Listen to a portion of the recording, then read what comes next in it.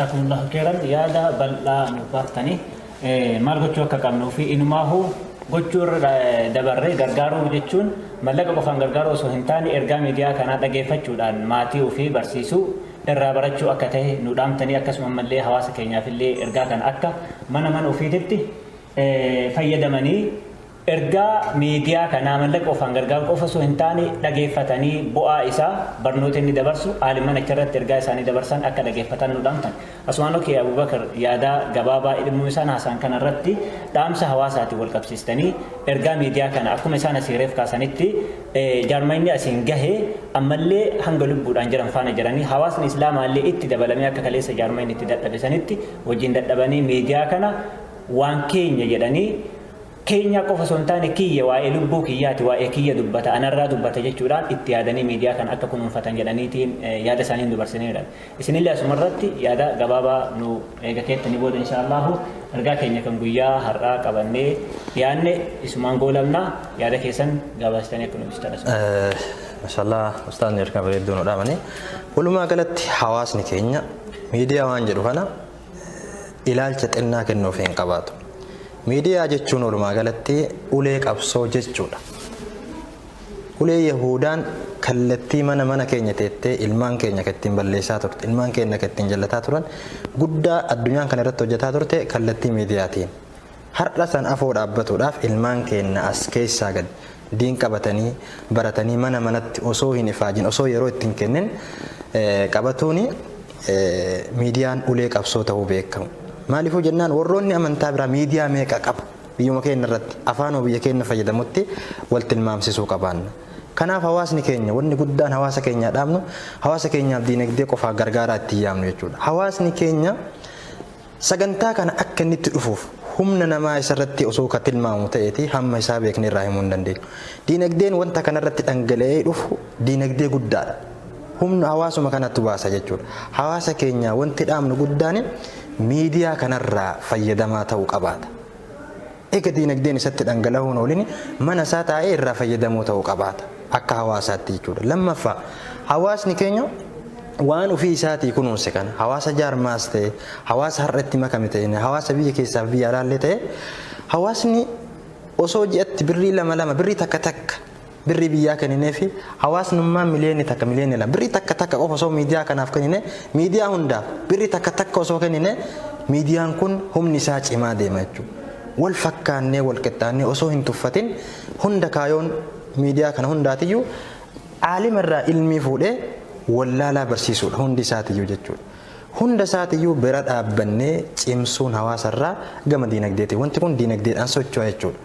Gama biraatiin gama hayyoota islaamaatitti yookaan deemnu ta'e hayyoonni islaamaa akka kaleessa ilmii barsiisuudhaaf baadiyyaa deemtanii muka jala deemtanii barsiisan tanitti iddoo jirtanii biyya jirtanitti beekumsa kana istiidiyoolee nuti qabnutti dhiyaattanii ofii osoo isin hin barbaadin barbaaddanii dhuftanii kalaama takka yoo achirra keessan kalaamni sun gaafa isin deemtanillee googilii irra teetti irraa fayyadama ilmi namaa waan ta'eef qooda keessan bahuu qabaanna hundi kennaatu. Ebaluun haa sochoosu ebaluun haa deemu osoo hin taane anillee kaayoo kanatti abbaa ta'ee deemuu ni qabaan beekaarraalleen wallaalaarraalleen dhimma murteessaadha. Miidiyaan nuuf yeroo wajjin dhimma murteessaadha waan ta'eef bifa kanatti irraa isallee fayyadaa taanee irraallee fayyadamaa ta'uun dirqama keessa jirru. Miidiyaa kan har'a qabsoo harkaa qabna waan ta'eef galmaan hin geenye namni qabsootti seene qabsoo san hamma injifatutti biraa galuu hin qabu waan ta'eef qabsoo keessatti miidiyaa kana bira har'a biraa yaadumaan deebi'uun nama qabsoo keessatti lolatti si ergeessi biraa hafe jechuudha. Kanaaf bifa sanitti ilaalee hawaasni keenya qabsoo keessa jiru kana irratti cimuu qabaata. Biyyoota jirru irratti jabeeffatuu qabaanna. Oma qabnurraa waan xiqqoo hawaasa bal'aadha yoon gargaarre kaayoon kun fuulletti deebi'uu danda'a. Inni biraa warroonni dandeettii ogummaa kanaa qabdan miidiyaa kanaaf keessummaa miti. Miidiyaaleen islaamaa kun jechuun isaa akka masgidaatti ilaaluu qabdan. Masgida eenyuunillee irraan dhoorgan. Eenyuunillee keessaan baasan ebalu seenee ebaluu hin qaban. Dandeettii qabdanii qabeenya dhabdanii kaayoo hawaasa islaamaa kanatti dhuftanii kunuunsuun qooda nu hundaa ta'u jechuun barbaada. Jazakumullahu khairan yaada keenya goola boonduratti egaa yaada bal'aa nu kaasanii jiru. Dhaamsa hayyoota islaamaatiif dhaamanii jiru. Nama dandeettii adda addaa qaama miidiyaa hoogganuu fi miidiyaa keessatti tajaajiluu qabu keessatti dabarsanii jiru. Akkasuma hawaasa bal'aa islaamaatiif dabarsanii jiru. Akkasuma immoo jaarmaa sumayyootaatiif bilaalotaatiin illee waan tokko dhaabdanii jirtanii dhaabdanii asii biraa dhaabachuu osoo hin taane akkuma kaleessa itti fiigdan akkuma kaleessa itti dhiigdan ammallee jabaattanii cimsitanii waan qabdaniin lukkuu irraa kaatanii hanga lubbuutti akkuma kaleessa waadaan hedduun miseensota jaarmaa kanaa qaban miidiyaa kanaaf lukkuu irraa kaanee hanga lubbuu keenyaatti ni kennina jedhanii dhaadannoo akkasiitiin akkuma tajaajilaa turanii fi har'as tajaajilaa jiran borullee bakka jiraattanii fi eessallee akka jiraattan miidiyaa kana wajjin jiraadhaa miidiyaan kun keenya kan keessanii jedhanii nuuf dhaamanii jiru. Xumuruu dura yaadda tokko dhaabsa tokko dhaabsuma kana waa'ee miidiyaa kana kunuunsuu irratti hawaasni keenya yeroo ammaa keessatti warroonni biyyoota alaa keessatti akka jaarmayaatitti miidiyaa kana gargaaraa turan baay'een eega biyyi keenya jijjiirama fidde keessaa gara biyyaatti deebi'aa jiru. Hawaasa keenya kan biyya alaarraa gara biyyaatti deebi'an saniif ergaa tokko dabarsuu fedhe. Maaliif akka jaarmaya kanaatti warroonni bu'uuraatis ta'e warroonni jaarmaya kana cimsaatii fi akkasuma miidiyaa kana hanga danda'an keessa gargaaraa turan baay'eetu biyya gara biyya teenyaatti galanii jiru. Isaan suniin obboleewwan kiyya kaleessa waan khayriidhaa dhagaa bu'uuraa keessanii wanni isin keessan sun haga arraatitti ummataaf faayidaa guddaa buusaa jira. Akka khayriin teessan sun addaan hin dhaabbanne akkuma gara WhatsAppiin guruppii ijaartanii ummata keessan gara adda addaatiin hamilee walitti gootanii dammaysaa turtan san biyyatti gaafa galtanillee hin saalfatina hin sodaatina of boodan jeeyina biyya teessan keessa jirtan ganda keessa jirtanitti magaalaa keessa jirtanitti hawaasa naannoo keessa qubattan hunda keessatti warri dubartoota jaaruudhaan warri dhiiraa warri dargaggoota jaaruudhaan warri ammoo gaheeleen yookaan ustaazonni du'aanni namoota isin fakkaatu jaaruudhaan miidiyaa kanaaf miseensa baay'isuun isinirra jira. Kana jechuun miidiyaan kun faayidaan isaa maali nuti irraa fayyadamuudha malee isa addatti wanni fayyadnu hin jiru. Faayidaa lubbuu teenyaati.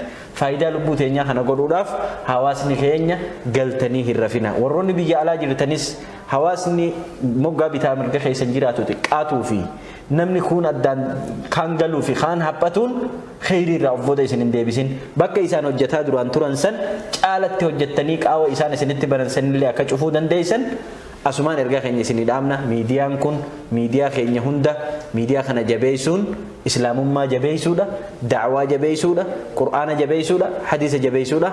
Ergaan isinii dhaamu hunduma keessaniifuu kana bahaadhiyatti kaabaa kibbatti baadiyyaaf magaalatti miidiyaalee islaamaa ka jiran kana nuhuu baay'een qabnu miidiyaalee kana kunuunsinee akka ija teenyaatitti eeggachuu qabna. Innuu maqaan isaa Nuural Hudaa soora qalbii muslimaati waan ta'eef soora qalbii teenyaa akka godhannu dhaamsa keeyyaan isiniin jedha. Tole yaada bareedaa yaada sila nuti hundinuu calqaba irratti kaasuu qabnu nu kaastanii waa'ee miseensota warra miidiyaa yookiin miseensota jaarmaa kanarraa yoo dubbattan akkuma isin dubbattanitti irra hedduun miseensota keenyaa yaada kana dhiisuu qabna. Yaada kam hedduun keenya gaafa asirraa kaanee gama biyyaa gallu akka waan miidiyaan kun hoogganuus tahee tajaajiluu keessatti qoodni gaafa baqattummaa yookiin gaafa biyya namaa jirru ta'ee qofatti yeroo galuuf deemnu waa'ee miidiyaa kan asumatti gareelee dura tajaajila keessatti tajaajilullee narraa nama bakka buusaa jennee bakka buufnee deemaa eega biyya gallee miidiyaa ni irraanfanna. Miidiyaa tajaajiluun ibaadaa akka ta'e hin dagannu. Maaliif achi keessa qooda guddaa tajaajila uummata islaamaa tajaajila miidiyaadhaa tajaajila xiqqaarraa kaanee hanga guddaatitti gaggeessaarra waan ta'eef inni mataan isaa ibaadaadha. Kanaaf akkuma gaafa biyya namaa jiru gaafa mana namaa keessa dalagnu warri keessattuu irra guddaan warra miidiyaa kana bu'uursee kunuunsee har'allee kunuunsaa jiru borullee kunuunsaa jiru sumayyoonni kenna akkuma gaafa mana namaa biyya namaa jirta mana namaa keessa teettanii kunuunsuu hin dadhabin biyya teessan keessatti ammoo kana caalaa hara galfannaadhaan miidiyaa keessan cinaa akka dhaabbattan hawaasa biyyatti galtanii fi naannoo galtanii miidiyaa akka barsiistan miidiyaa kana bu'aa isaa irraa akka buufatanii fi akka miidiyaa bu'aa buusan akka itti nuuf dhaamtan asumaan dhaamsa isinii dabarsina. Egaa sagantaan keenya kan guyyaa har'aatiif qindeeffannee dhufne kanumaan gabaabbataa hanga sagantaa birootitti walitti deebinutti nagaa keessa nuuf turaa isiniin jenna. Wassalaamu alaikum warahmatullaahi wabarakaatuh.